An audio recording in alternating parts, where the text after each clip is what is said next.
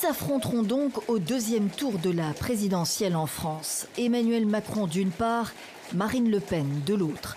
À 39 ans, Macron remporte la première manche de son pari. L'ancien ministre de l'économie du gouvernement Hollande, ancien banquier, n'a jamais été élu jusqu'ici. Je sais vos attentes. Je souhaite, dans 15 jours, devenir votre président. Marine Le Pen passe le cap du premier tour, comme son père il y a déjà 15 ans. Ce résultat est historique.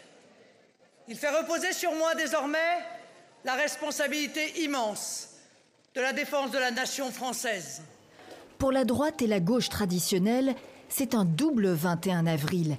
Les deux partis sont éliminés de la course, un véritable séisme qui reflète la recomposition politique nationale. Arrivé troisième, le candidat de Les Républicains assume la défaite. Sa consigne de vote est sans ambiguïté. Il n'y a pas d'autre choix que de voter contre l'extrême droite.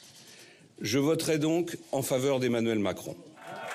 Jean-Luc Mélenchon, la défaite amère, laisse lui ses électeurs sans consigne. Médiacrates et oligarques jubilent. Chacune d'entre vous sait en conscience quel est son devoir. Enfin, le Parti socialiste marque son pire score depuis 1969, une débâcle.